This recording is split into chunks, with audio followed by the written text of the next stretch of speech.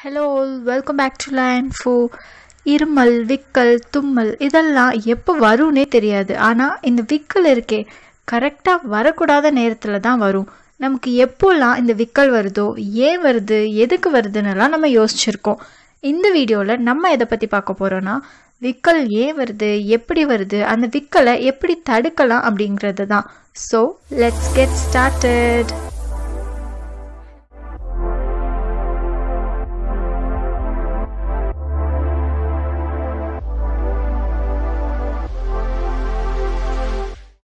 நம்ம அவசரமாக பசியில் சாப்பிடும்போது திடீர்னு விக்கல் வரும். மெனி டைம்ஸ் நம்ம சாப்பிடாம இருக்கிறப்ப கூட விக்கல் வரும்.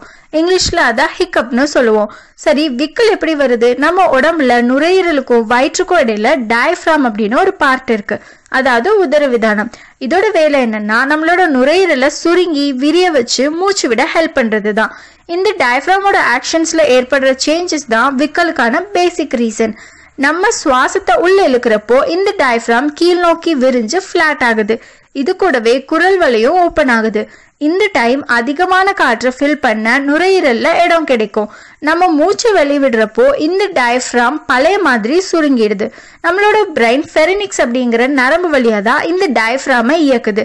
சில சமயத்துல இந்த ஃபெரினிக்ஸ் நரம்புல எரிச்சல் ஏற்படுறப்போ டயஃப்ராம் கட்டுப்பாடை இழந்து தன்னிச்சையா இயங்குது. ஸோ குரல் வலை நாண்கள் திறக்கிறதும் மூடுறதும் சரியா நடக்காது. இதனால தொண்டை வழியா அதிக காற்று உள்ள போய் குரல் வலை நாண்கள்ல உள்ள குறுகிய இடைவெளியில போகும். அப்படி காற்று போறப்போ ஹிக்குன்னு வர்ற சவுண்டை தான் நம்ம விக்கல்னு சொல்றோம். மொத்தத்துல நம்மளோட உதரவிதானம், அதாவது டயஃப்ராம்ல ஏற்படுற சேஞ்சஸ் தான் இந்த விக்கலுக்கு காரணமா இருக்கு. நம்ம சாப்பாடை வேக வேகமா சாப்பிட்றப்போ வயிறு விரிவடைகிறதுனால கூட டயஃப்ராம்ல சேஞ்சஸ் ஏற்படலாம்.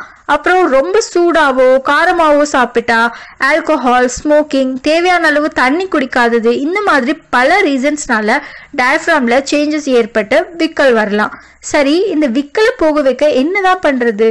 சிலருக்கு தண்ணி குடிச்சா உடனே விக்கல் போயிடலாம். அப்படி தண்ணி குடிச்சும் விக்கல் போலனா அதை நிறுத்த பல வழிகள் இருக்குன்னு சொல்றாங்க. 20 என்ற வர மூச்சை அடக்கி அப்புறம் வெளிவிட்டா விக்கல் நிக்கலாம். கொஞ்சம் சுகரை வாயில போட்டு அதுவா கரையிற வர விட்டுட்டோம்னா விக்கல் நிக்கலாம். ஏதாவது ஒரு வழியில தும்மலை ஏற்படுத்தினா கூட விக்கல் நிக்குமா.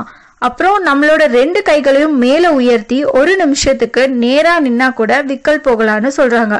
மற்றபடி விக்கல் வர்றப்போ பயமுறுத்தி விக்கலை நிறுத்துவோம் அப்படி செய்யறது தப்பு. பிகாஸ் ஹார்ட் பேஷண்ட்ஸா இருந்தாங்கன்னா அது அவங்களுக்கு பாதிப்பை ஏற்படுத்தலாம். விக்கலோட இந்த வீடியோவை பார்க்க ஸ்டார்ட் பண்ணியிருந்தீங்கன்னா கூட விக்கல் இருக்கும், ஏன்னா அதோட டிசைன் அப்படி. I hope you all like this video. Share with your friends and family who is getting hiccup often. Do subscribe to Lion Info.